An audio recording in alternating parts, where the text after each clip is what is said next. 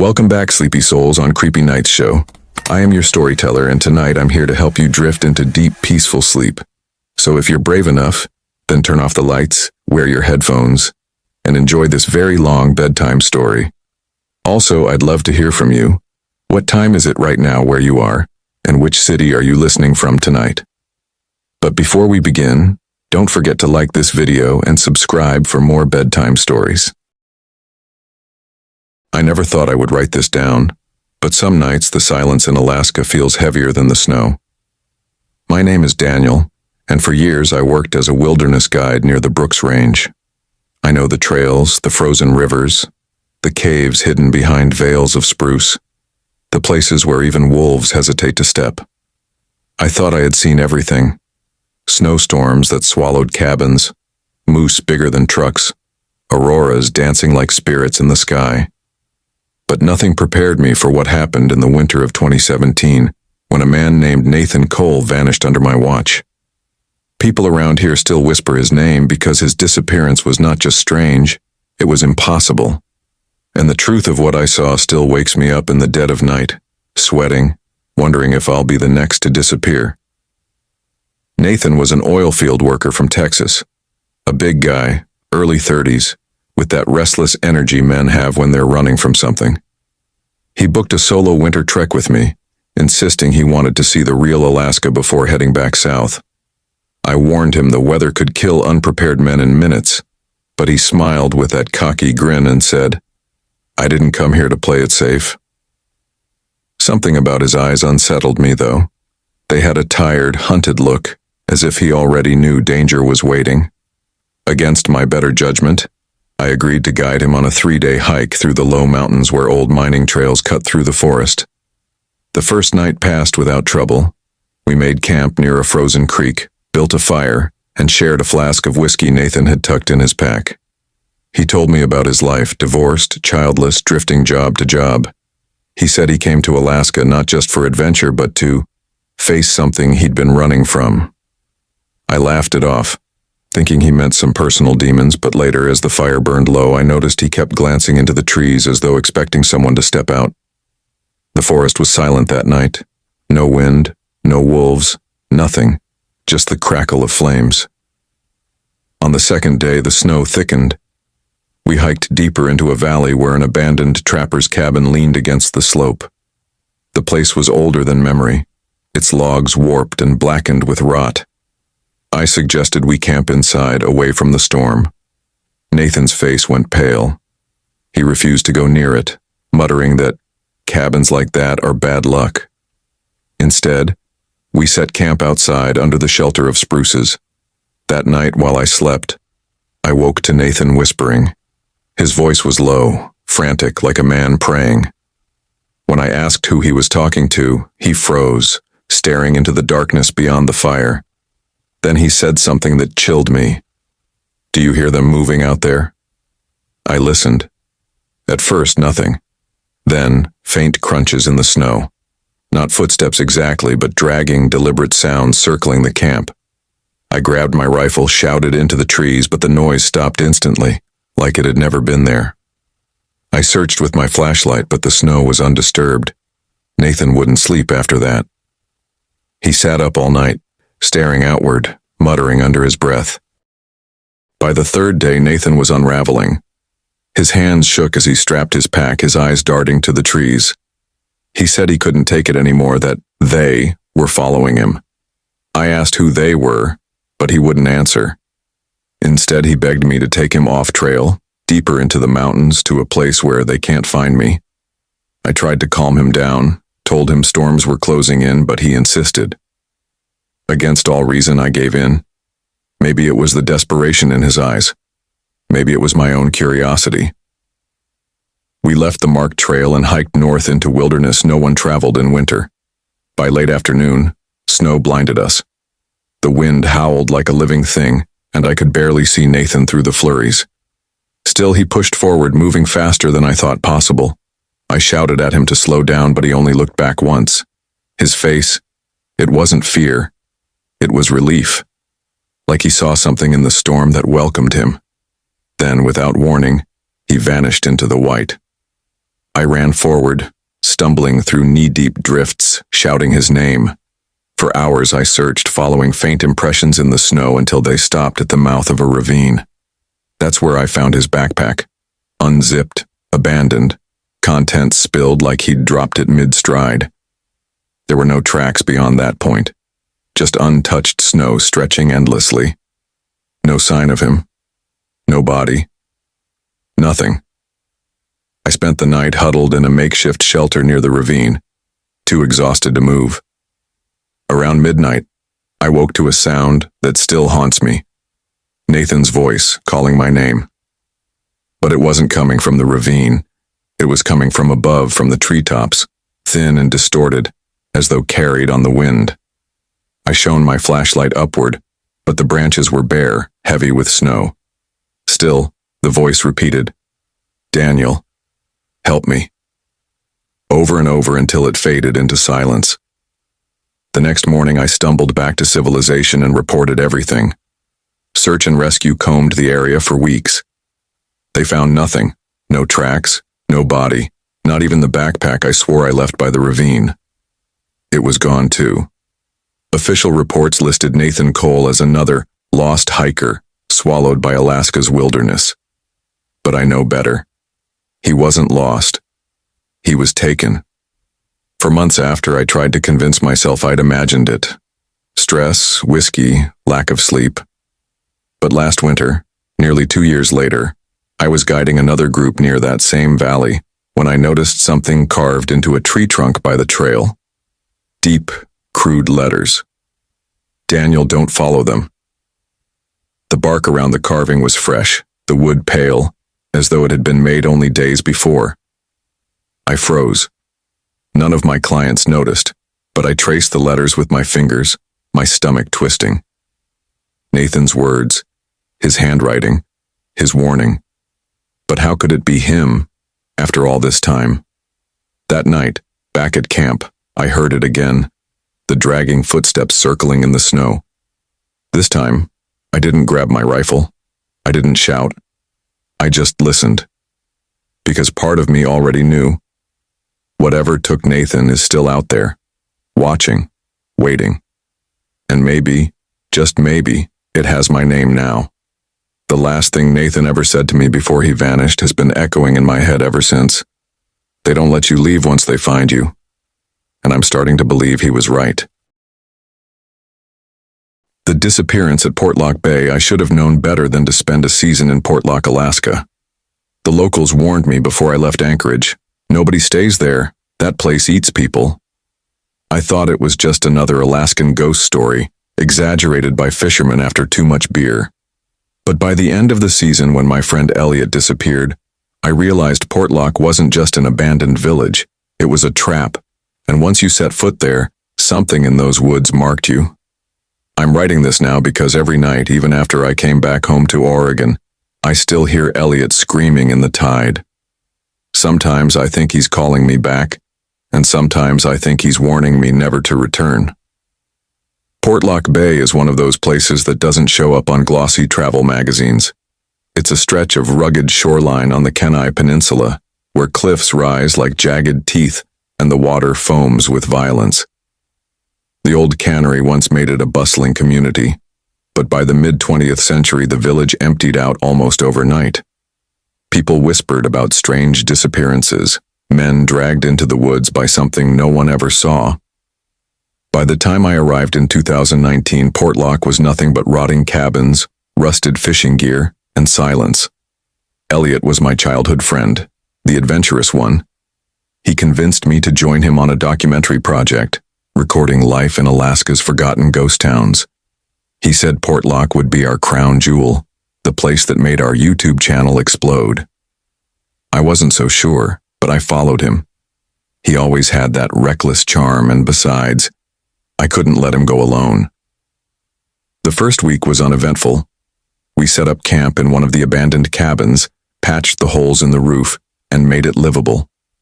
During the day, we filmed crumbling docks and rusted machinery, narrated local legends, and joked about the Portlock monster, a Bigfoot-like creature blamed for the village's downfall. At night, we cooked over a propane stove, and listened to the waves crashing against the cliffs. It should have been peaceful, but something about the silence was wrong.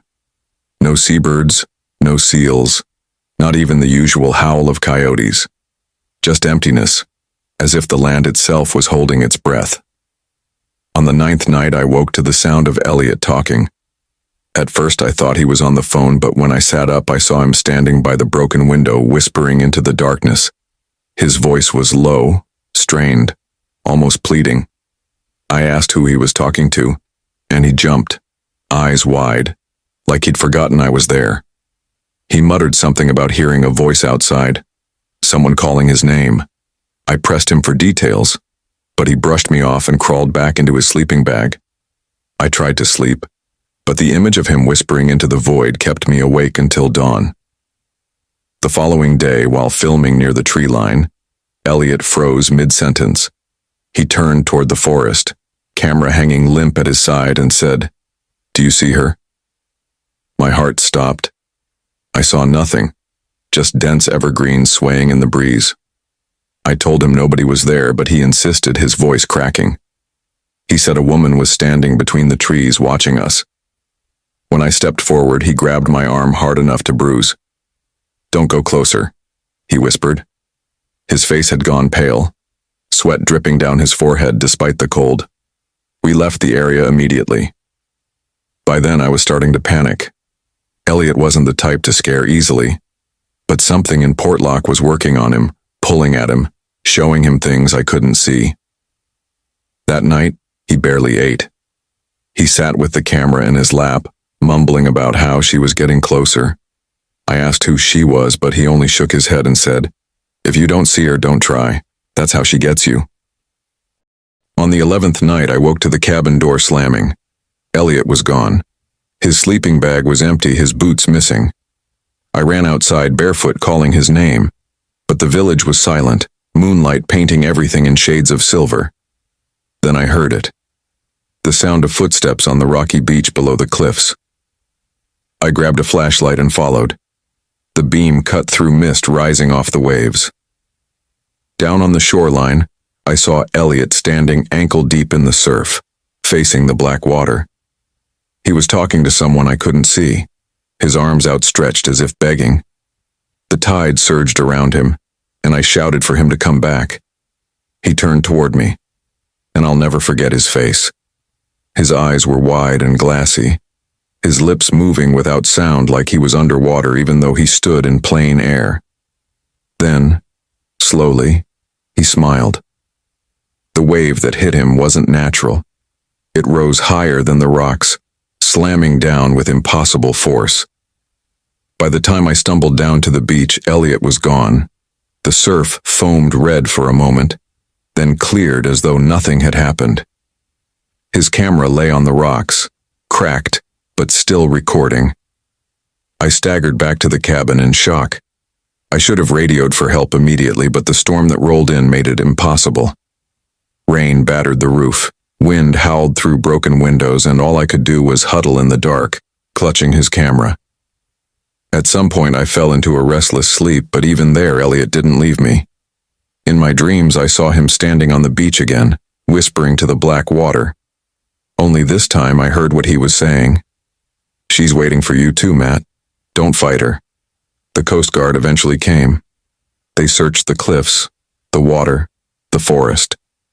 No trace of Elliot was ever found. They called it a tragic accident, man swept out to sea during a storm. But when I reviewed the footage on his camera, I found something that still makes my blood run cold. The video showed the last moments before the wave hit him.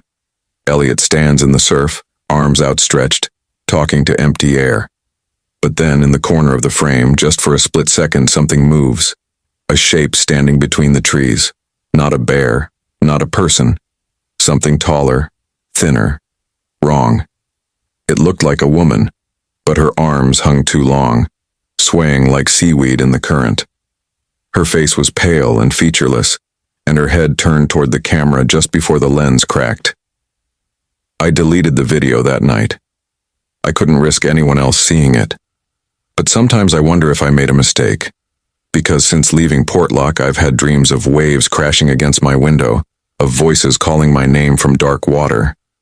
Some nights, when I wake suddenly, I swear I can hear the sound of dripping as though the ocean has followed me inland. Elliot isn't gone. I don't think any of them are. The ones who disappeared from Portlock over the years. I think they're still there, in the water, whispering, waiting.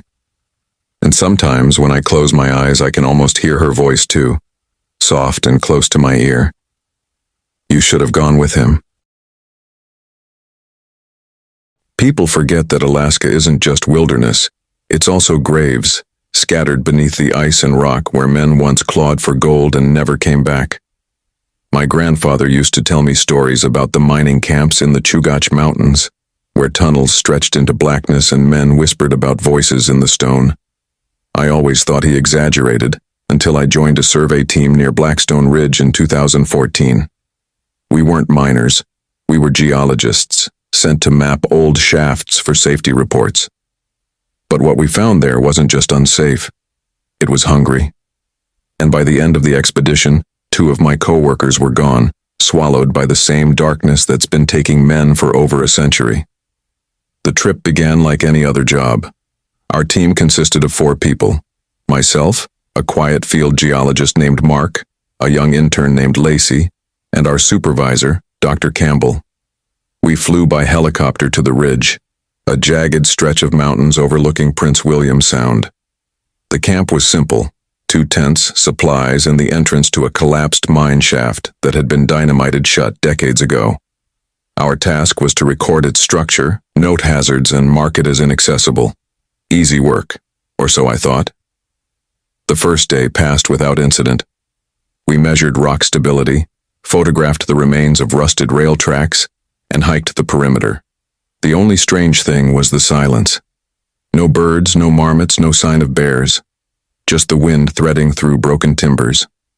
That night, as we cooked freeze-dried meals by lantern light, Campbell told us the history of the site. In 1913, the Blackstone Ridge Mining Company shut down operations abruptly after several men disappeared inside the tunnels. Official records listed it as cave-ins and unsafe conditions.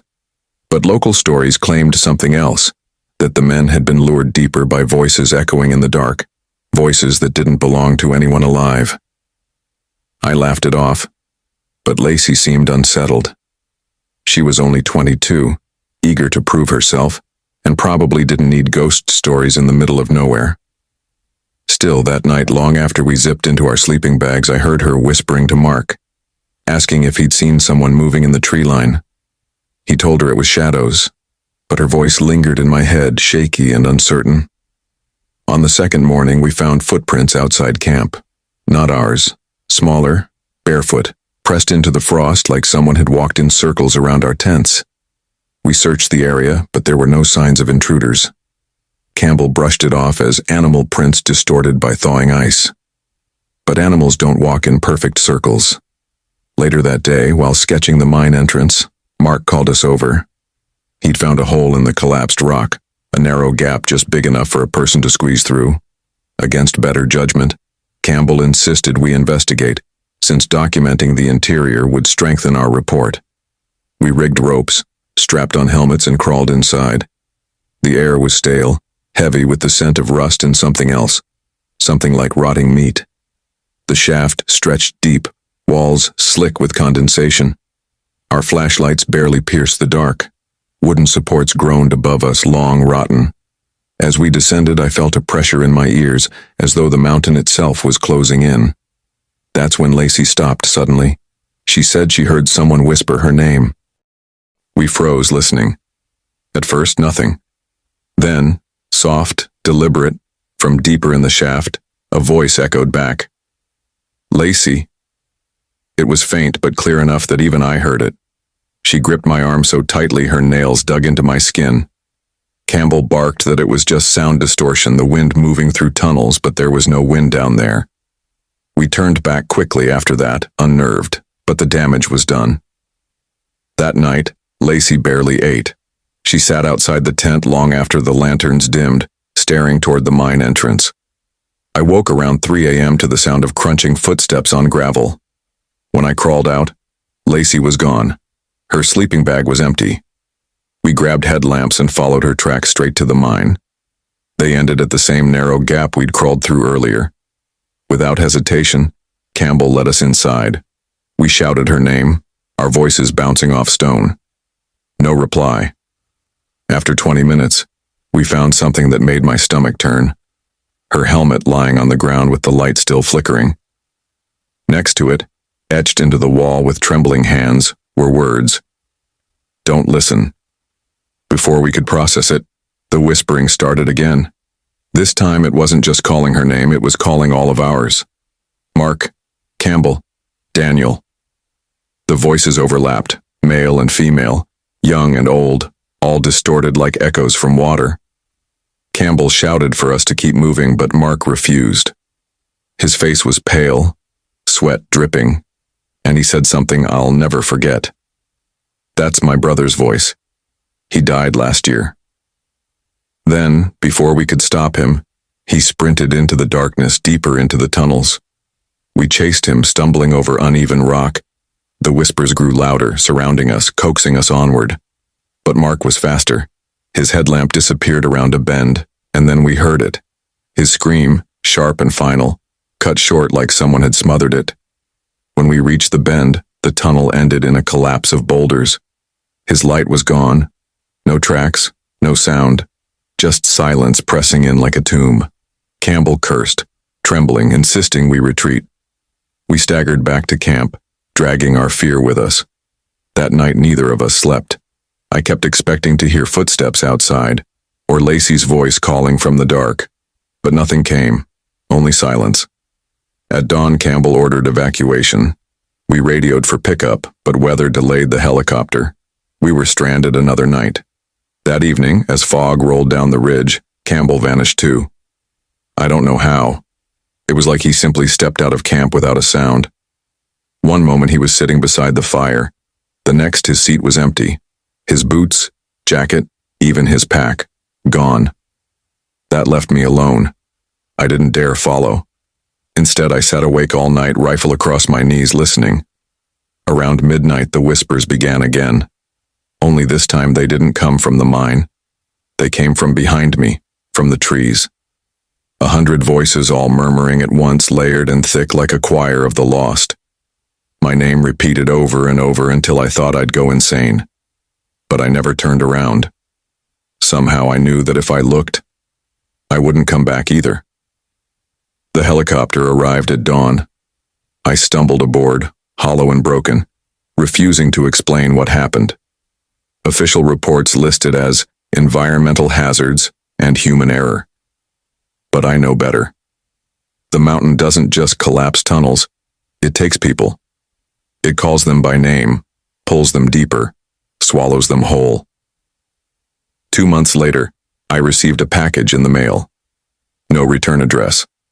Inside was a miner's helmet, rusted and cracked, with words scratched into the inside. "You listened too long." I keep it locked away now. But some nights, when the house is quiet, I swear I hear voices in the walls, familiar ones. Lacey, Mark, even Campbell, calling my name. And each time I think about the last thing etched in that tunnel wall. Don't listen. But what if it's already too late? I've spent most of my adult life flying bush planes across Alaska. Out here, aviation isn't just a convenience, it's survival. Planes carry food, medicine, and supplies to villages hundreds of miles apart.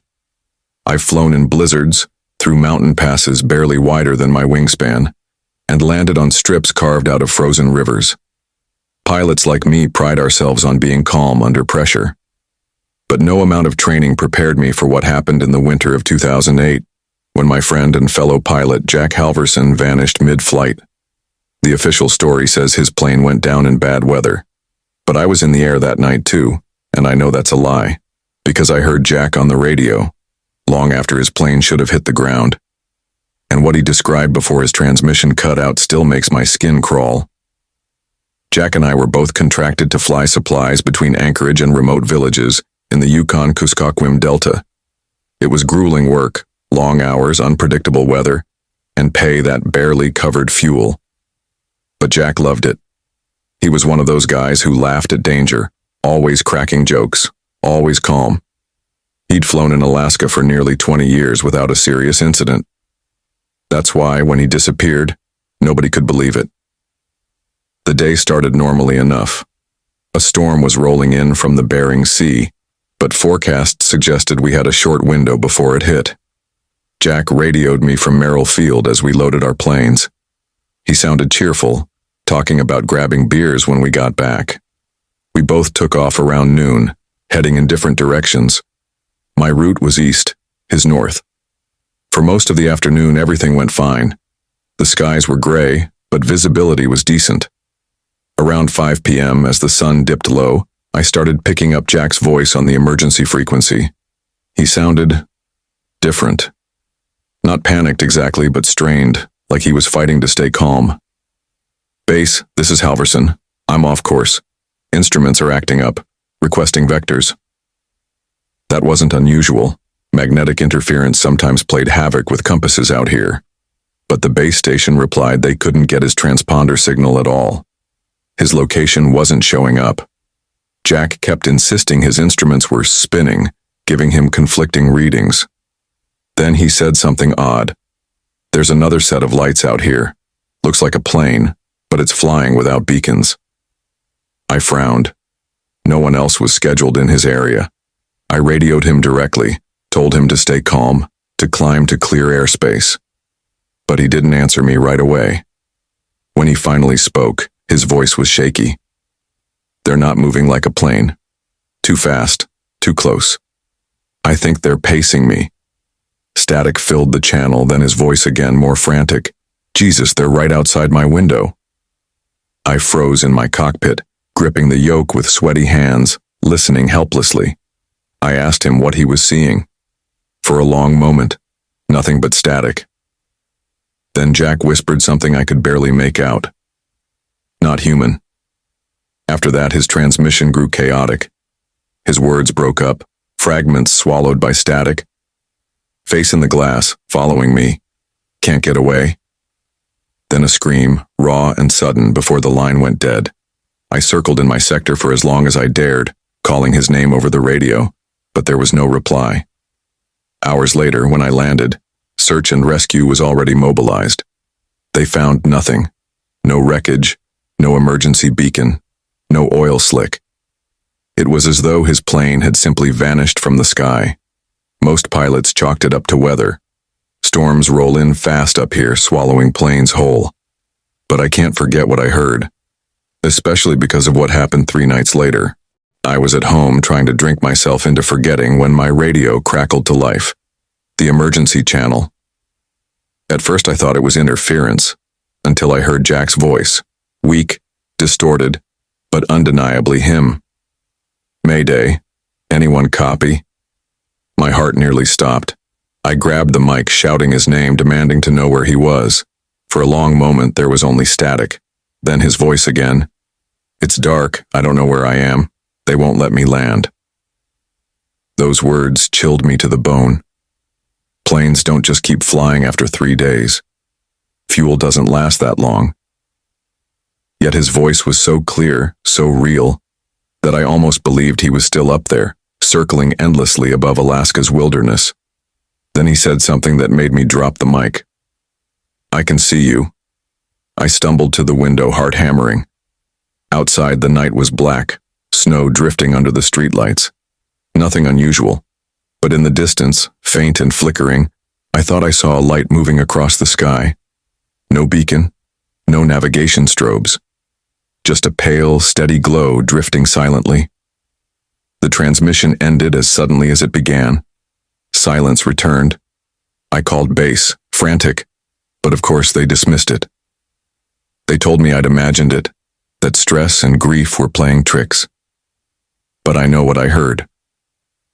Over the years, other pilots whispered about phantom planes in Alaska, unmarked aircraft that appear on stormy nights pacing bush plains before vanishing into thin air. Some say they're military experiments. Others claim they're spirits of lost pilots doomed to circle forever. I never believed those stories. Not until Jack. A month later, I received a package. No return address, postmarked from Nome. Inside was a weathered pilot's logbook.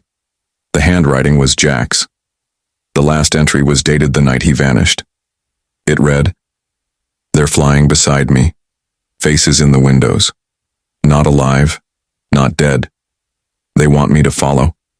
If anyone finds this, don't look at them. Don't answer when they call your name." I burned the logbook that night. But sometimes when I'm flying alone through storm clouds, I catch something in the corner of my eye. Lights moving just outside my window, pacing me silently. And every time, I hear Jack's last words on the radio, echoing like a warning. "They won't let me land." I still don't know why I agreed to that trip. Looking back, everything inside me was screaming not to go, but I ignored it. Maybe it was the lure of adventure, or maybe it was the way my friend Drew described it. A once-in-a-lifetime chance to camp in the wild heart of Alaska. He had found an old map tucked inside a second-hand book about Alaskan folklore. The map had markings, strange symbols, and a hand-drawn route leading deep into the forest near the Wrangell Mountains. "People say there are entire towns that disappeared up there," Drew told me with a grin. "Whole communities just gone. What if we find something?" That something is what haunts me now. We left Anchorage with backpacks stuffed full of supplies, heading into terrain that felt untouched by time. The forest swallowed us quickly. The air was heavy with silence, so thick that even our footsteps seemed muted. The deeper we went, the more I felt like we were trespassing. At night, the darkness was absolute. Our campfires barely pushed it back. I started hearing things, low groans of wind that sometimes sounded like voices, twigs snapping far away as if something was pacing us. Drew laughed it off. "Probably just wolves or caribou," he said. But the noises never came close. They always stayed just far enough to keep us guessing. On the third night, Drew pulled out the map again. "Look," he whispered, pointing at one of the symbols. It looked like a crude house drawn inside a circle. "That's where we're headed." We followed the path at dawn, hiking for hours. Then, as if out of nowhere, the trees parted and we stumbled upon it. A ghost town, swallowed by moss and silence. The houses were log cabins, their roofs caved in, windows black as hollow eyes. Time had eaten everything. It looked abandoned for at least a century, yet strangely intact. No signs of fire, no collapse from weather. It was as if the people who lived there had simply walked away one night and never returned. We picked one of the sturdier cabins to explore. Inside, dust coated everything. But I noticed something odd. The dining table was still set. Plates, rusted cutlery, even a child's wooden toy sitting near a chair. My stomach twisted. Who abandons a meal like that? Drew was buzzing with excitement. "This is incredible. Think about the stories we could tell." He snapped photos while I tried to shake the crawling sensation running up my spine. In the corner, I saw deep scratches on the wall, long and frantic, like someone had dragged their nails until they bled. Above them were words carved into the wood. "Do not follow the drums." I froze. "Drew, look at this." He glanced at it and shrugged. "Old superstition? Every place has one." That night I couldn't sleep. The cabin groaned under the weight of silence, and then I heard it, the faint rhythmic sound of drumming coming from the forest. Soft at first, like distant thunder, but steady. I sat up, holding my breath. Drew was already awake, grinning like a madman. "You hear it too? Let's check it out." "No," I whispered sharply. "We shouldn't." But Drew was already lacing his boots.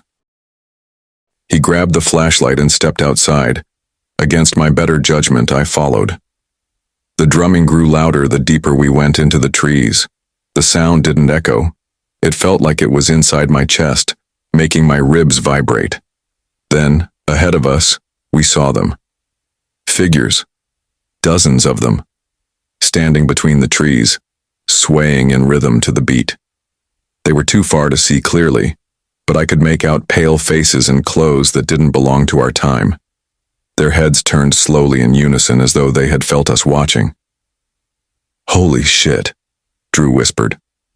"Are those—" One of them stepped forward, and that's when I saw her face. It wasn't a face at all. Her features were blurred, like wax melting under fire, eyes hollow pits that gleamed in the light. She raised her hand and the drums stopped. The silence that followed was worse. It pressed down on me like a weight. I grabbed Drew's arm, but he didn't move. His eyes were locked on her, his mouth half open like he was in a trance. Then, without warning, he started walking toward her.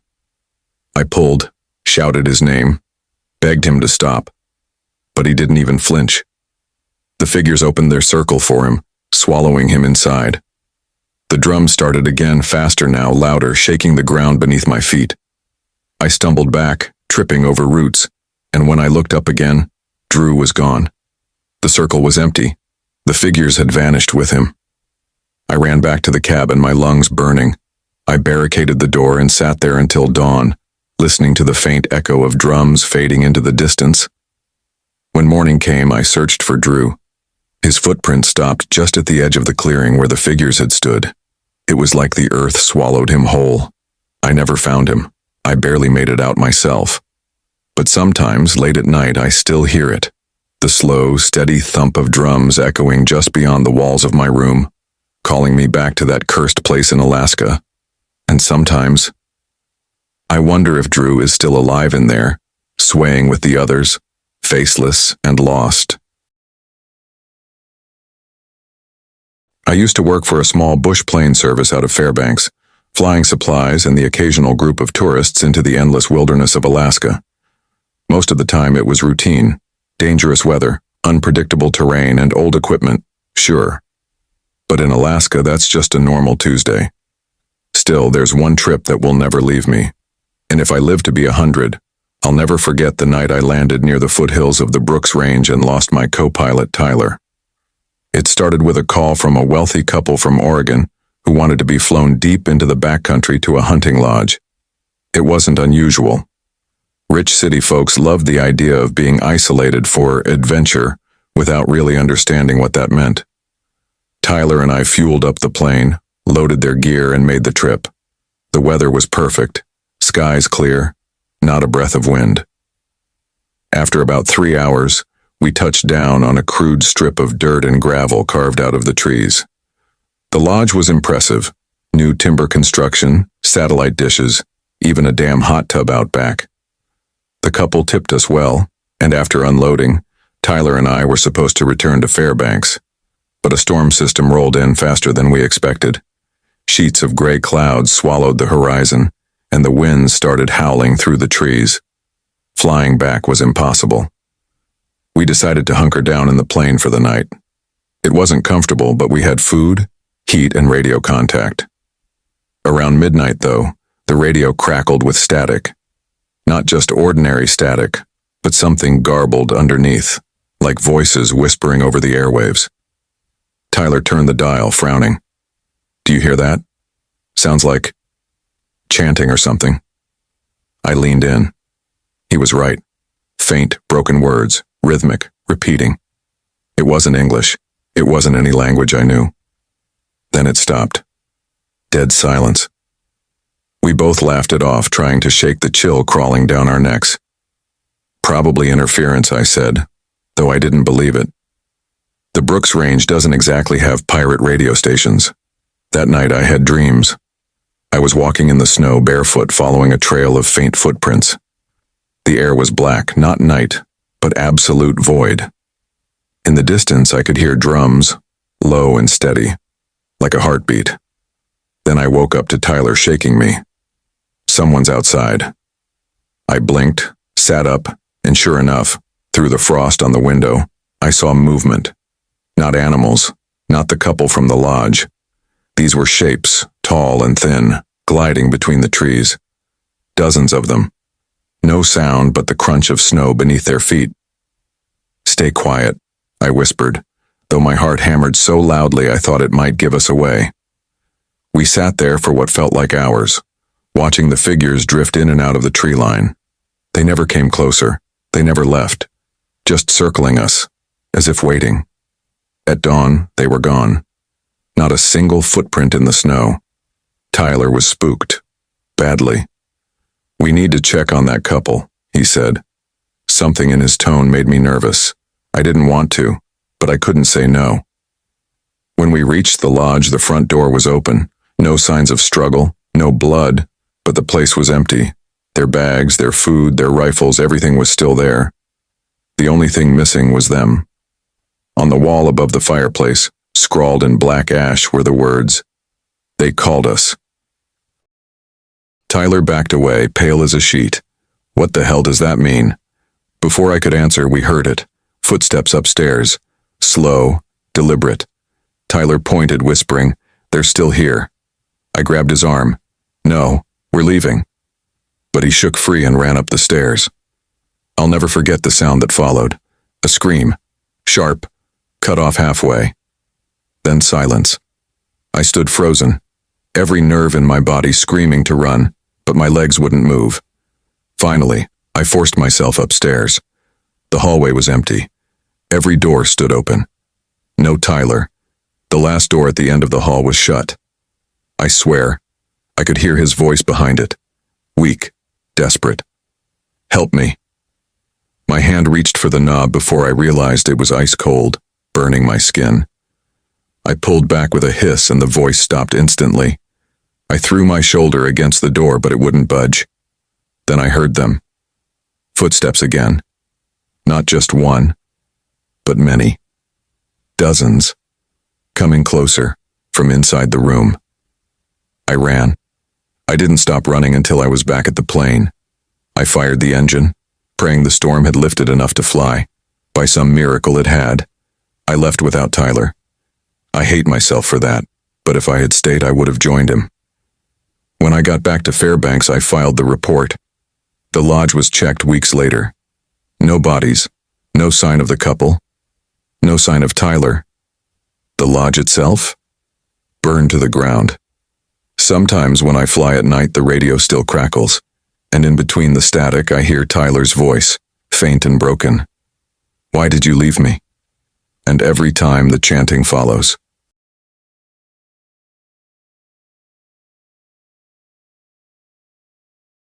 I never believed in the supernatural. Not until the winter of 2016, when I joined a small volunteer search and rescue group out of Nome.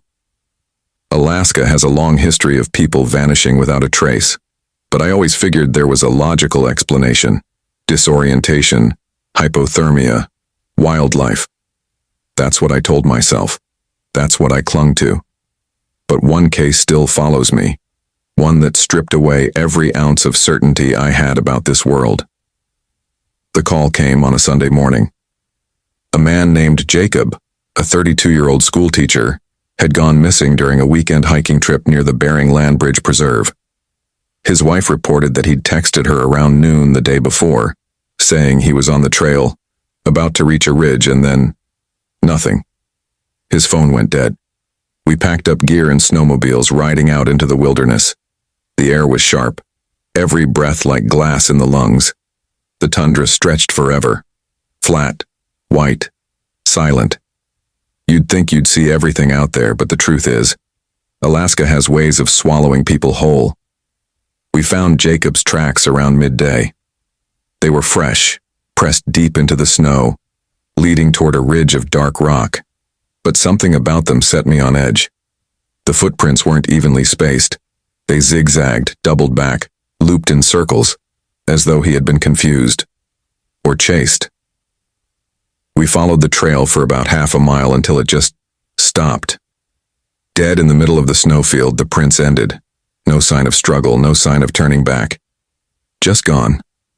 One of our team members, Carla, bent down and brushed at the snow. She frowned. "This doesn't make sense. It's like he was lifted straight up into the air." We marked the spot with a flag and decided to set camp nearby before searching further. The sun dipped early that far north, painting the sky in bruised purples and reds. As the cold thickened around us, we built a fire and tried to stay warm. That's when the voices began. At first I thought it was wind slipping through the rocks, but the longer I listened, the clearer it became. Whispers, dozens of them carried on the night air. They weren't speaking English, but something older. Broken, almost guttural. The sound made my stomach twist. Carla leaned closer to the fire, whispering, "Tell me you hear that too." We all nodded. No one wanted to admit it, but we couldn't deny it either. Then, across the snow, just beyond the reach of the firelight, we saw him. Jacob, standing there in the dark. His jacket was torn, his face pale as the snow, eyes wide and glassy. "Jacob," Carla shouted, leaping up. But before she could run, I grabbed her arm. "Wait, something's not right." He didn't move, didn't blink. Just stood there, lips slightly parted, as though whispering along with the voices. We took our flashlights and stepped toward him, but the beams flickered, dimming no matter how fresh the batteries were. Every step closer made the whispers louder. By the time we were within 20 feet, Jacob finally moved. His mouth opened, wider than it should have, jaw unhinging until it looked like his face would tear apart. A sound came out. Not his voice, but the same guttural chanting we'd been hearing. It rose and rose until it drowned the wind, until my bones felt like they were shaking apart. Carla screamed and bolted forward. I tried to stop her, but she tore free, sprinting straight into the dark. The moment she crossed into that shadow, Jacob vanished. Just blinked out of existence. The chanting stopped. The tundra went silent. And Carla was gone too. We searched until morning. Nothing.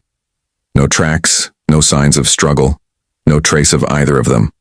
Just empty snow and that black ridge looming over us like a tombstone. We reported everything, but no one believed us. Whiteout conditions, they said. Confusion. Disorientation. But I know what I saw. Sometimes when I close my eyes, I still see Jacob's face in the dark. That pale skin, those glassy eyes, that impossible gaping mouth. And I wonder if somewhere out on that frozen tundra, he's still standing there, chanting, waiting for the next fool to follow the whispers. I was never supposed to be part of that expedition. I was only a last-minute replacement when one of the grad students dropped out due to pneumonia. At the time, I was flattered, an invitation to join a research crew mapping abandoned mining towns in Alaska. It felt like the kind of opportunity people dream about, but I should have taken it as a warning. The original member got sick because fate didn't want them there. I went instead, and I've regretted it every day since. There were 6 of us total, 2 professors, 3 students, and me. We set out toward the Talkeetna Mountains, following old records that hinted at a forgotten settlement abandoned in the 1920s. The plan was simple: locate any remains of the town, record structural conditions, and return with data. The professors were buzzing with excitement. Apparently, very little was written about the settlement. "It just vanished off the books," one of them explained, like it was erased. The first week was uneventful. Long hikes through snow-choked valleys, tents pitched under a sky of piercing stars. At night we'd hear distant cracks of ice, the occasional moan of wind through the peaks.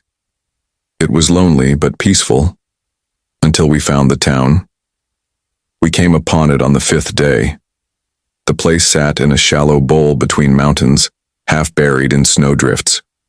Wooden cabins leaned at crooked angles, roofs sagging under decades of frost. What struck me immediately was how intact everything seemed. No signs of decay beyond weather, no collapse from time. It was as if everyone left in a single instant, never to return. We split into pairs to survey. My partner, a quiet student named Leah, and I entered one of the larger houses. Inside, the air was thick with dust, but the details froze me. A table still set with rusted cutlery, a crib in the corner with a blanket neatly folded, boots lined by the door. It felt like walking into a paused moment in time. Leah called me over to the back wall. Carved deep into the timber were dozens of markings. Tall, narrow figures with hollow ovals for heads. Each had long arms stretching downward, fingers etched like claws. Beneath them, words in shaky letters, "We should not have listened." That night, we set camp in the center of the settlement. I didn't sleep. Around 2 a.m., I heard something. Soft, rhythmic knocking. At first, I thought it was one of the professors shifting around in a tent, but when I unzipped the flap, my stomach dropped. The sound was coming from the cabins. One by one, each structure began to knock. Slow at first, then faster. Hollow thuds echoing through the frozen air like a drum beat. Leah stirred awake and whispered, "Do you hear it too?" We sat in silence, listening, until the knocking stopped. But something else replaced it. Voices, whispering, not in English, not in any language I could place. The professors claimed it was the wind, but we knew better. The cadence was too deliberate. By morning, one of us was gone. Kyle, another student. His sleeping bag was empty, boots missing, gear untouched. His tracks led only a few yards into the snow before stopping dead, as though he vanished mid-step. The professors wanted to push on, convinced Kyle had wandered off in a sleepwalking haze. But Leah and I knew that wasn't true. We wanted to leave. We argued. We begged. They refused. "We can't abandon the research now," they insisted. So we stayed. That night, the knocking came again, louder this time. The cabin shook with the rhythm. We huddled together, flashlights flickering, every battery draining faster than it should. Then, through the gaps in the wooden walls, I saw movement, shadows passing by, too tall, too thin. They didn't walk. They glided, their arms dangling far below their knees. Leah grabbed my hand. "They're watching us." The professors finally agreed to leave the next morning, but by dawn, another one of us was gone. This time, Professor Harlow. His tent was slashed open from the inside. His footprints led toward the edge of the village, and then stopped. Just like Kyle. We fled. No packing, no order, just panic. But the deeper we pushed back into the wilderness, the more the world bent against us. The compass spun wildly. Trails looped back on themselves. Hours of walking led us back to the same ghost town again and again. It was Leah who realized it first. "They're not letting us leave," she whispered. That night, I woke to find Leah gone too. Her pack was still there, her boots still by the tent. No footprints, no sign she'd ever existed at all. By the final day, only 3 of us remained. We stumbled, delirious, half-starved, until suddenly we broke into a clearing where a helicopter was searching overhead. We lit a flare and were rescued. But even then, when I looked back at the tree line, I swear I saw them. Tall, narrow shadows standing still in the snow, watching us leave. When we reported what happened, they chalked it up to exposure, panic, hallucinations. But I know what I saw, and I know that Kyle, Leah, and Professor Harlow didn't just vanish. They were taken. Sometimes at night I hear that sound again, knocking, slow and steady. It always comes in threes, and when it does, I wonder how long it will take before my turn comes, before the shadows from that Alaskan ghost town finally claim the rest of me. I've been a park ranger in Alaska for over 20 years, and I've seen my fair share of disappearances. People underestimate how vast this land really is. Step off the trail for 10 minutes, and it can feel like you've entered another world. Usually the cases are tragic but explainable. Hikers unprepared for the cold, hunters who pushed too far, accidents that turn deadly in an instant. But there's one case, one winter, that I've never been able to put behind me. It wasn't just a disappearance, it was something else entirely. It was January of 2009, deep snow season, when we received reports of a missing family near the Denali National Park boundary. A couple in their 30s and their 8-year-old daughter had rented a remote cabin for a winter getaway. They were supposed to return on Sunday. By Tuesday, the rental company still hadn't heard from them, and the snowstorm that swept the area had started to clear. That's when we went in. We snowmobiled in teams, following the marked route to the cabin. From the outside, it looked untouched. The snow around it was pristine, no tracks leading in or out. When we forced the door open, what we found froze me in place. Inside, the fire was still smoldering. A pot of stew sat on the stove, half-eaten bowls at the table. The family's coats hung neatly by the door, boots lined up in a row. It looked like they had just stepped outside for a moment, but there were no signs of them anywhere. We searched the cabin top to bottom. The daughter's toys were scattered in the loft upstairs. Her favorite stuffed bear was tucked under the blanket in the bed. Nothing looked disturbed. But here's the detail that made my stomach turn. On the living room wall, someone had scrawled dozens of handprints in soot, like from the fireplace. Tiny, child-sized handprints. They covered the walls, the windows, even the ceiling. We radioed for backup and began a perimeter search. That's when I found the tracks. Not boots, not shoes. Bare feet. Hundreds of them, stamped deep into the snow, circling the cabin in uneven patterns. Some were large, some small, but none of them wore clothing. Who the hell walks barefoot in sub-zero weather? The tracks led into the tree line, so we followed. The forest swallowed us quickly, heavy with silence. After about half a mile, we reached a clearing. That's where we saw them. The family, or at least what looked like them. They were standing side by side in the snow, motionless. Their eyes were wide open, their skin pale with frost. But they weren't shivering. They weren't moving at all. I shouted their names, but they didn't react. Not even a blink. My partner Dave stepped forward, reaching out. That's when the girl turned her head toward us. And I swear to God, her mouth opened wider than humanly possible, jaw stretching until it looked like her face might split. From it came a sound that didn't belong to a child, or to anything human.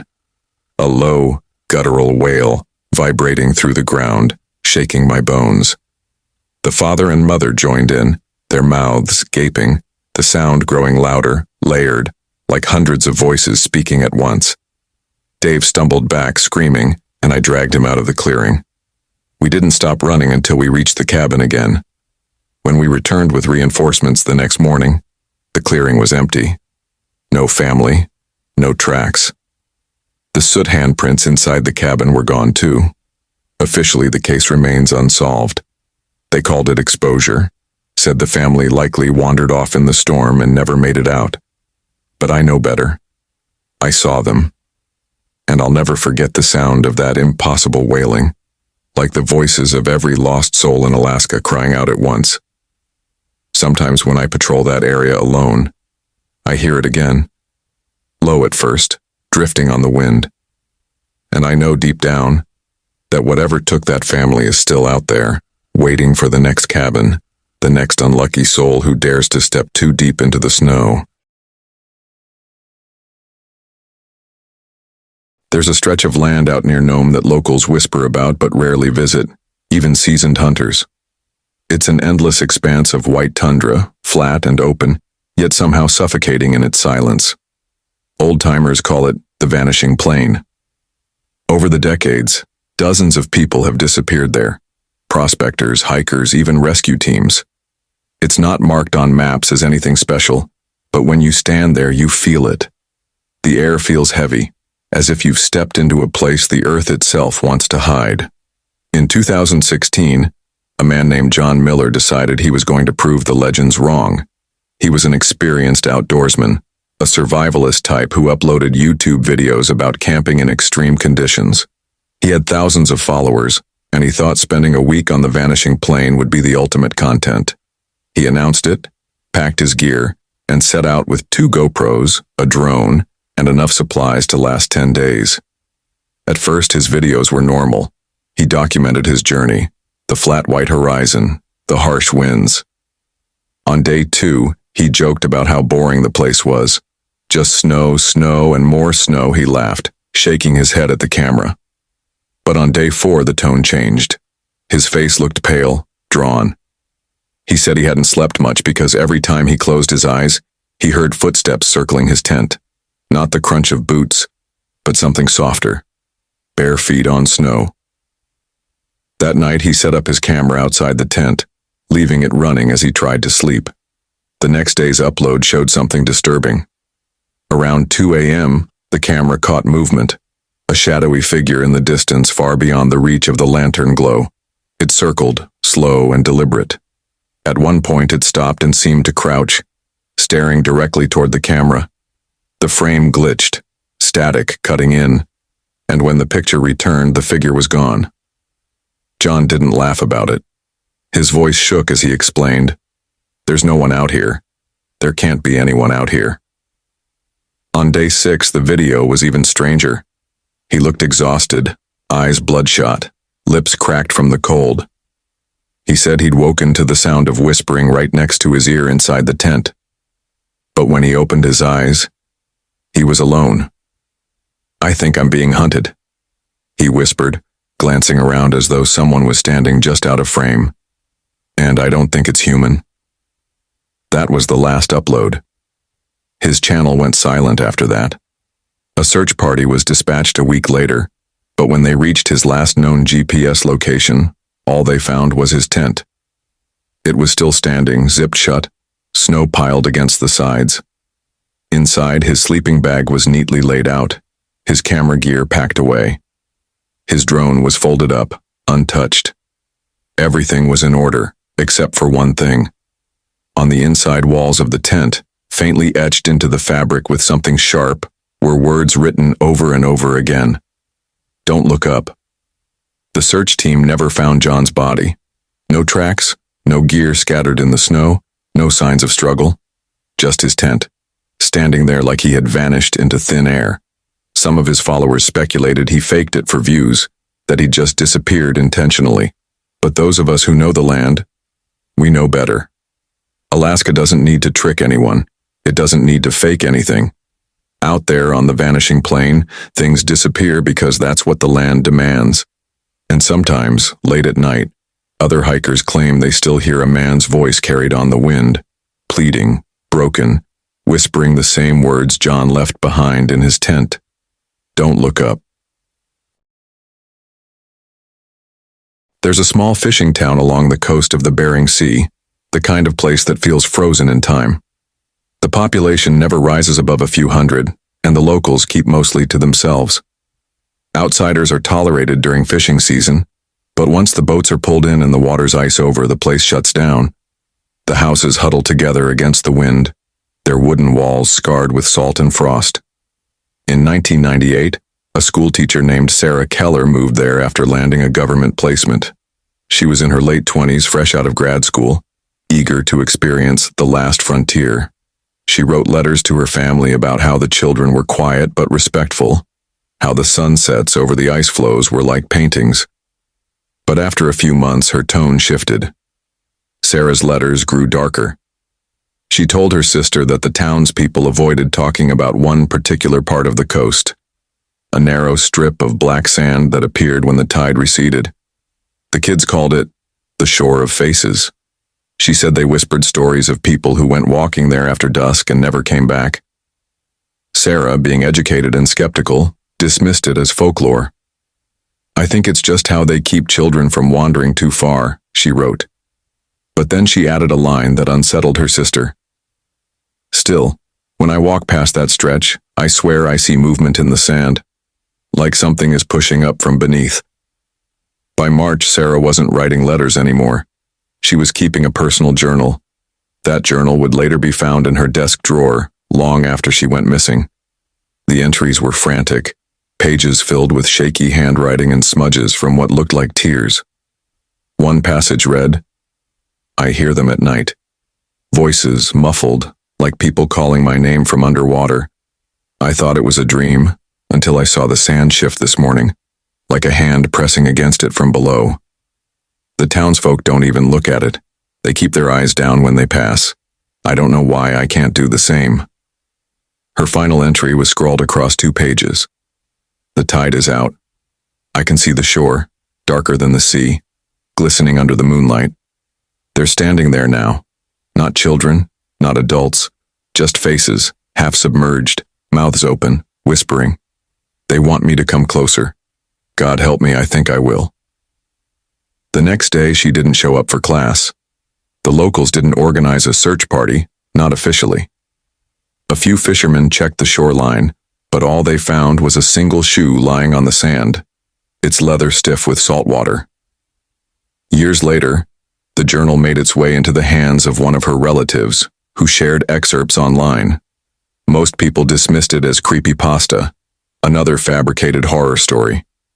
But those who've been to that part of Alaska know better. The black sand really is there, and the tide really does leave it bare under the moonlight. Even now, when the wind is still and the water recedes, some say you can hear a woman's voice woven into the crashing waves, a soft, pleading whisper that seems to come from beneath the sand itself. I thought it was just a story, and if you stand too long, staring at that stretch of coast, you might swear the sand shifts. Not from wind, not from waves, but from something pushing upward, waiting for someone else foolish enough to listen. There's a stretch of the Alaskan wilderness so isolated that maps don't bother to name it. Locals refer to it only as the White Silence. Not because it's peaceful, but because of how utterly consuming the stillness is there.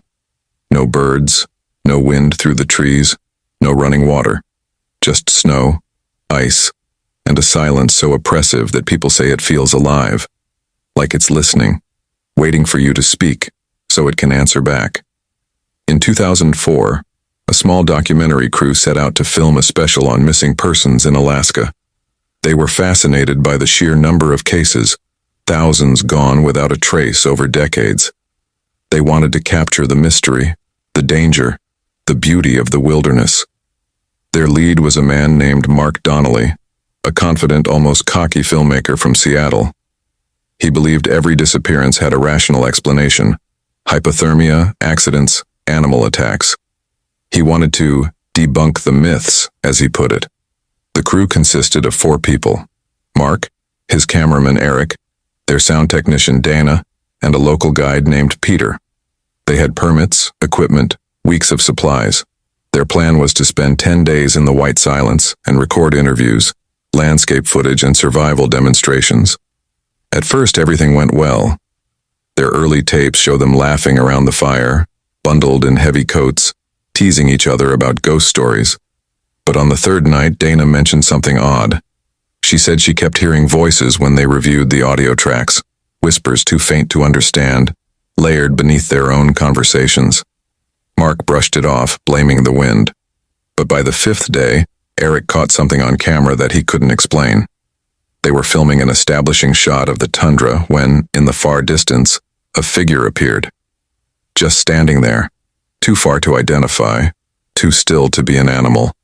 They tried to zoom in, but the lens glitched with static.